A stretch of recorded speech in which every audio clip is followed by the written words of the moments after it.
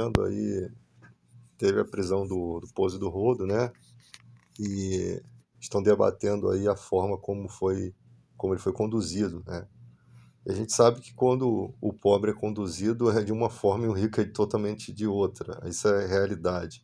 O pobre é tratado de uma forma totalmente diferente, tá?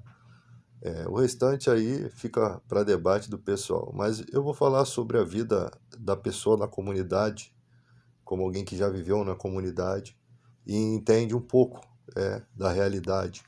Acho que você que nunca viveu numa comunidade carente, uma, uma favela, você não sabe a realidade do que é ali dentro. Você não sabe a realidade, tá? Eu vejo muitos jovens que, às vezes na adolescência, naquela fase que você não reflete sobre as suas atitudes, eu vejo que muitos jovens se envolvem com o tráfico, com as drogas, o contato está diretamente.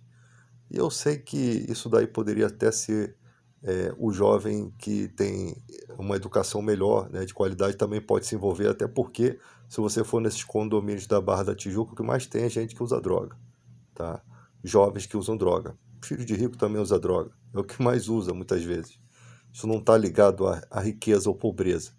Mas é bem notável que o jovem de uma comunidade, ele está diretamente ali envolvido num contexto de criminalidade. Ele não está envolvido diretamente, mas ele está num cenário onde a criminalidade rola.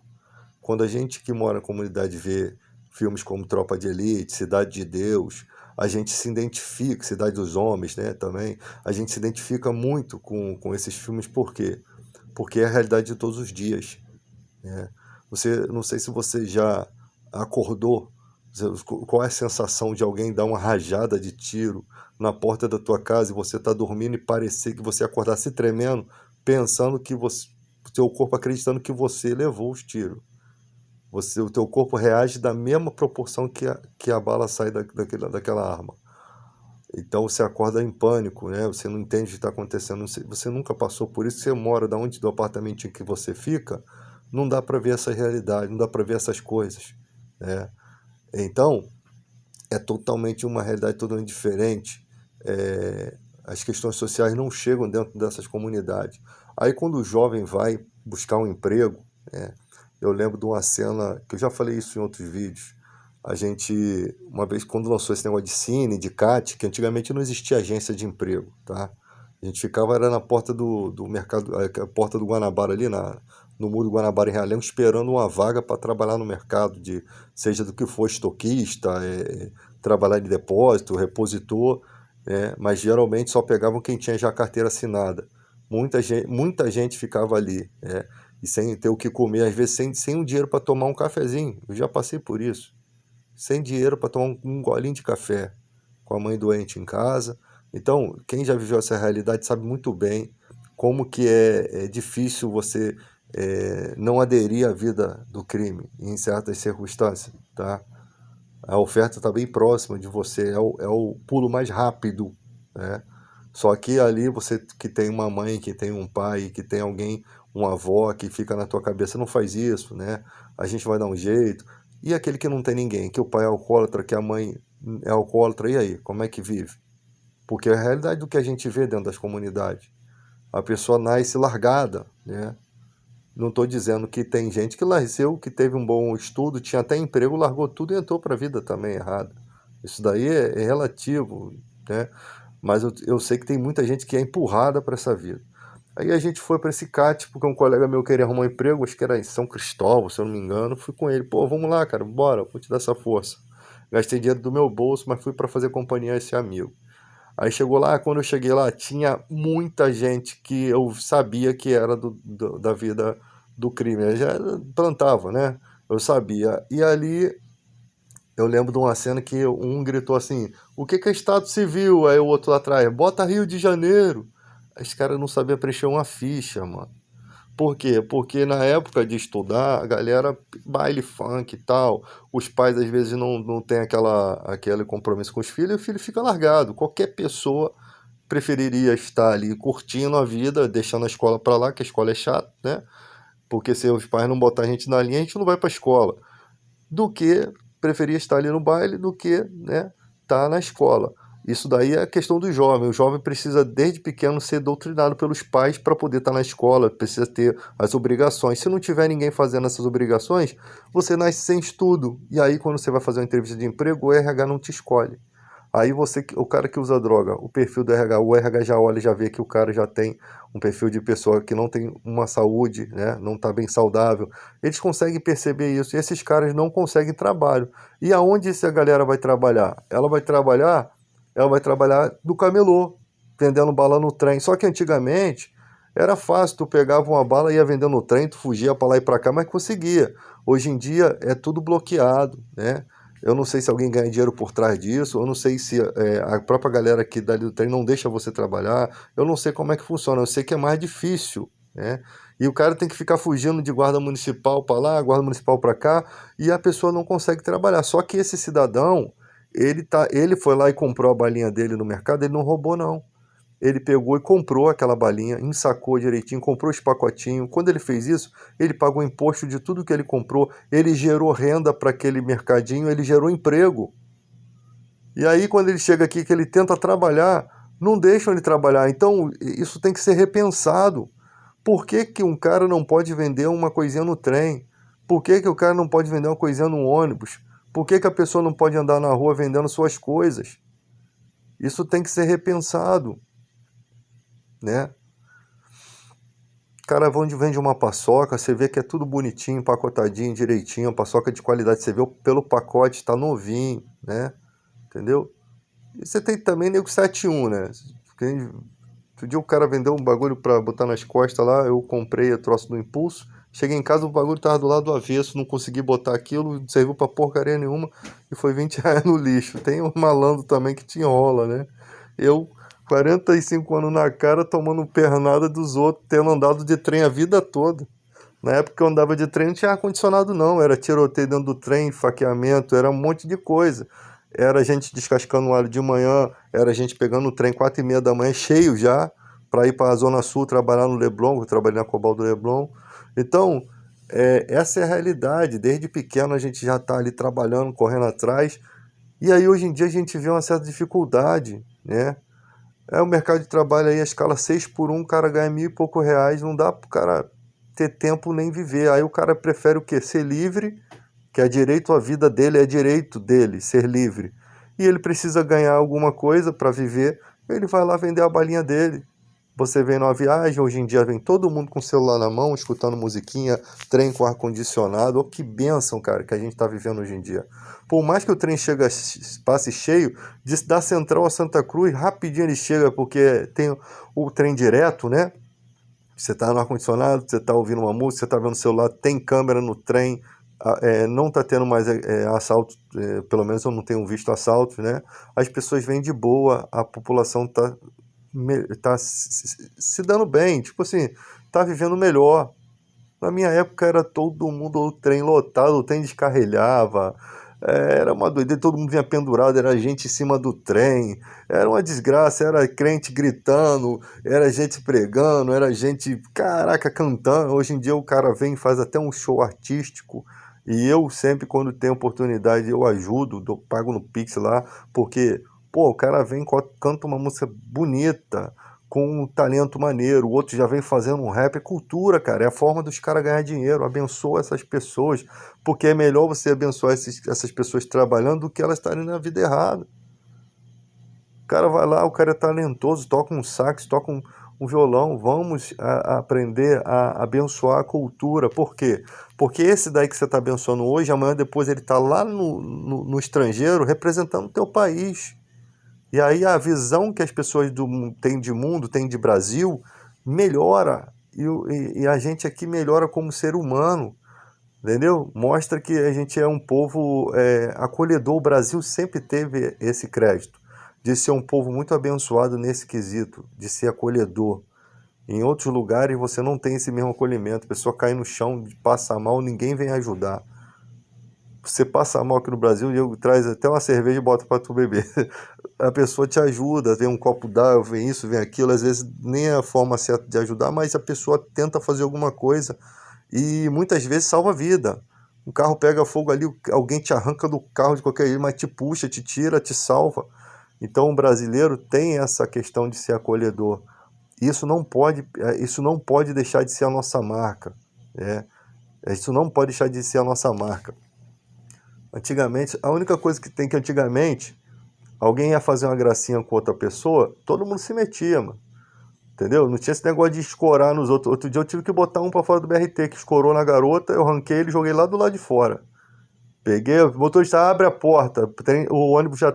O cara já mal entrou no BRT, já encostando na garota, a menina com roupinha de escola, com medo, ninguém fez nada. Tinha gente que parecia que tava até gostando. Eu cheguei, encostei atrás dele também, no traseirinho dele também. Encostei atrás, aí ele me olhou assim, aí eu pensando comigo, é gostoso, né? Encostar atrás dos outros.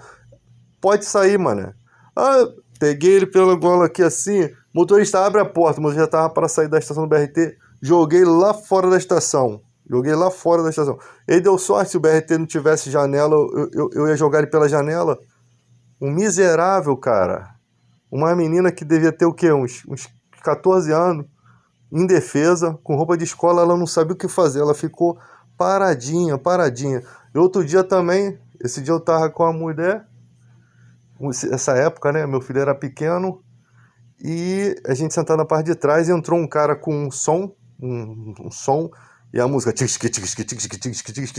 e tinha duas senhoras, o cara simplesmente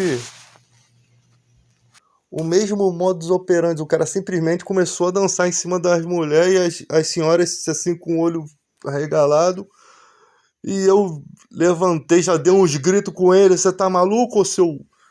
Comecei a gritar e xingar ele, sai, que saiu catando cavaco com som, caiu um negócio no chão, eu já saí chutando o bicho saiu catando cavaco. A mesmo modus operandi, mesmo modus operandi. E uma vez foi um mudo, eu criei o meu filho no colo aqui, e o cara de frente pro maluco, eu percebendo que o maluco era mudo, e o cara olhando pra cara dele. Aí teve uma hora que o cara fez... O mudo tava pensando que... Porque ele tava conversando com o cara e um mudo perto, assim. E o mudinho tava pensando que o cara tava falando com ele, que toda hora o cara falava e ria. E o mudo olhava pra cara dele e o mudo tá assim. Aí eu falei, esse cara... Eu já trabalhei com um cara que era mudo. Falei, esse cara vai acertar uma porrada nesse maluco. Ele tá pensando que o cara tá falando pra ele. Rapaz, eu sei que ela, quando o cara mexeu no botão da blusa, o mudo preparou pra dar um soco nele, eu segurei a mão dele. Aí, eu tentando explicar pro mudo, né? Eu com a criança no colo, meu filho pequeno, minha mulher do lado, e eu segurando a mão do mudo, tipo, tentando falar com ele. Não tá falando contigo, não, cara. Ele não tá... E o cara ia levar ele uma que ele nem ia ver, mano. Aí eu ia arriscar do mudo também me acertar, né? Mas só que eu sou grande, eu segurei a mão dele. Não, não tá falando contigo, não, cara. Aí ele começou a querer falar e nem por um milagre saía nada. Aí ele se ligou, aí eu falei, ó. Com o cara, ele tá pensando, você pegou no botão da tua blusa, ele tá pensando coisas que você tá apontando pra ele, cara. Você tem que tomar cuidado. Cara, aí a cada uma que acontece, a minha mulher ficou olhando assim, eu dei a criança no colo dela assim. E tem coisas que só acontece comigo, né? Mas minhas histórias não são mentirosas, não, porque eu tenho como comprovar. Não é igual essas histórias malucas que Diego conta aí, que aconteceu, né? E a gente sabe que é mentira. Então a gente vai vendo essas situações acontecendo, cara, e a gente é povão, né? A gente sabe das dificuldades do povo, a gente sabe dos sofrimentos do povo, o que que o povo passa. Você vem no trem, você vê o cansaço no olho das pessoas. Pessoa todo dia pegar trem de Santa Cruz à Central, para poder chegar na Central, pegar ônibus para Botafogo, para outros lugares, para trabalhar, e chegam exaustas em casa para no outro dia estar de novo no trabalho de manhã. É uma luta constante, né? Então a gente precisa trabalhar, acabar com essa escala 6 por 1, tornar-se de segunda a sexta, porque antigamente as pessoas não trabalhavam sábado e domingo. Você pode perceber que antes dessa reforma do Temer, as pessoas não trabalhavam sábado e domingo. Elas trabalhavam segunda a sexta, tanto que os ônibus e trens ficavam vazios no final de semana. Pô, e é o momento em que a pessoa pode curtir a vida, porque a pessoa vem, sai na sexta-feira, ela já tá animada. De segunda-feira é desastre, né? Pra trabalhar.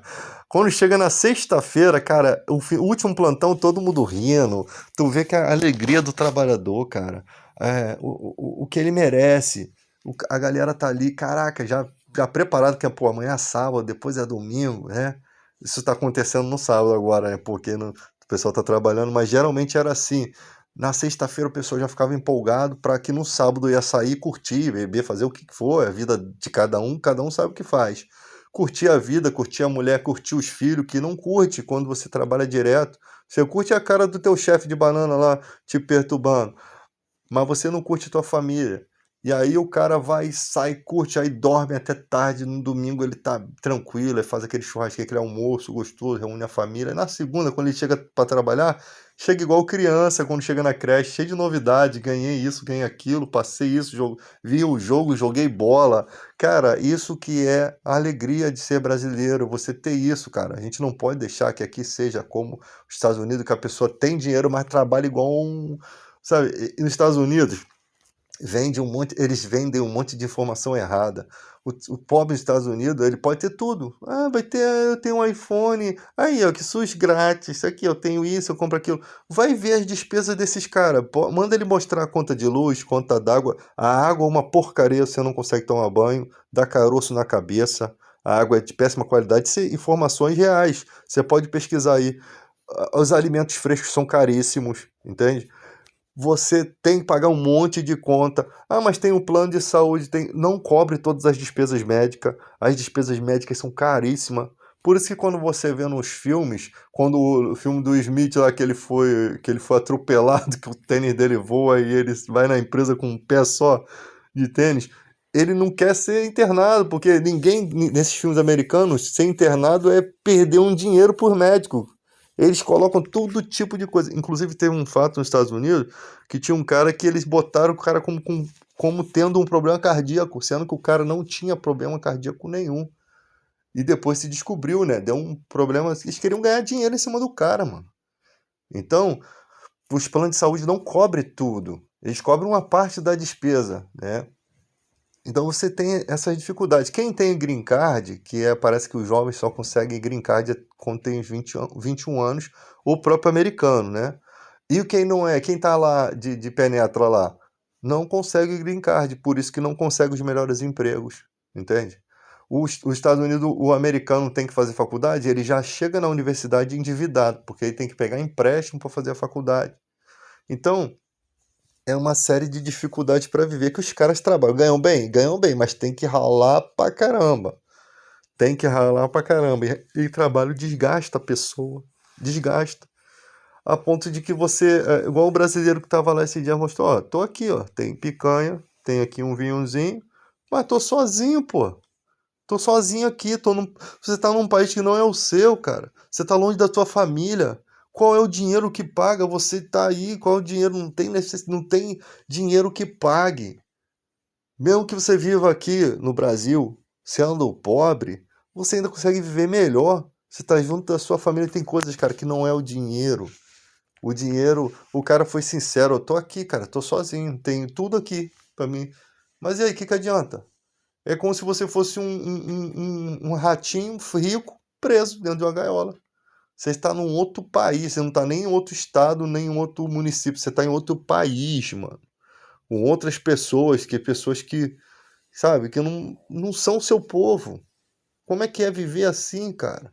Não são sua cultura. Não entende a sua cultura. Não te vê como teu povo. Cara, tem gente que vai e a vida, ela tem que ser governada por você. Mas tem gente que deixa o mundo governar a própria vida. Tem gente que deixa os filhos governar a própria vida. A pessoa não tem a ação. É como um pai que mora a vida toda na casa e não quer sair daquela casa. Mas a família quer arrancar ele dali porque acha que é o melhor para ele estar em outro lugar. Pode ser que seja bom? Pode. Às vezes é, dependendo de como a família te acolhe. Mas pode ser que quando você vai para outra casa, você é abandonado. Só queriam vender a sua casa. Aí vende toda a sua história, aí você não tem mais como voltar no tempo, né? E ali você acaba deixando outros governar a sua vida.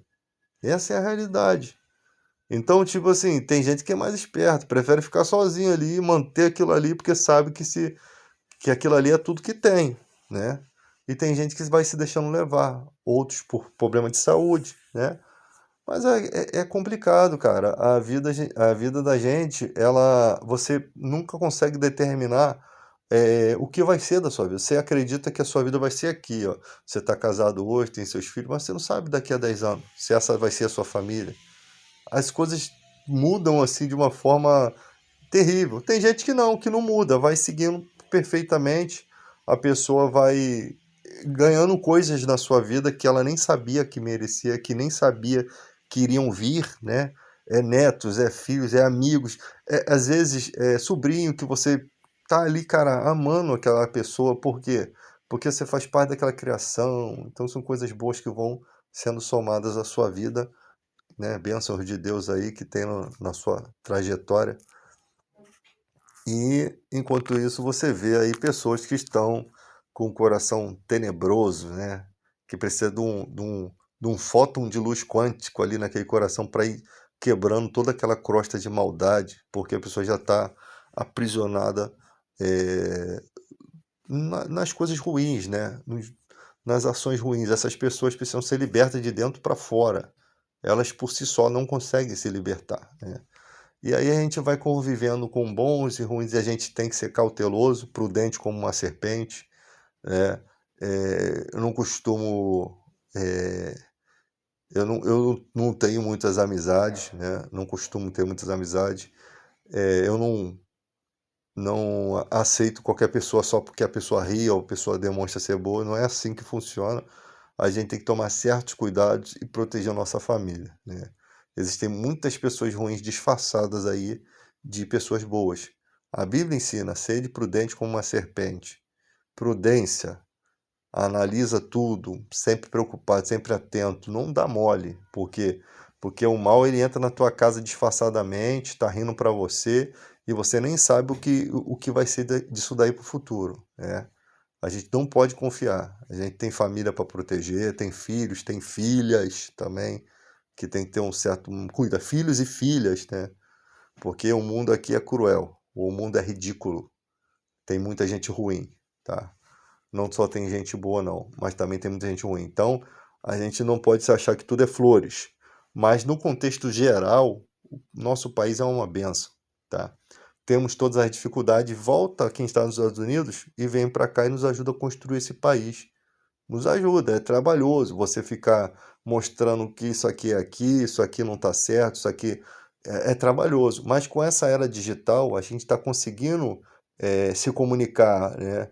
A gente está conseguindo quebrar alguns paradigmas mentais, né? Porque tem gente que está totalmente alienado. Aí você vai ali debatendo dentro da razão, da lógica. Algumas pessoas conseguem sair daquela caixinha, né? Outras, infelizmente, vão de ralo.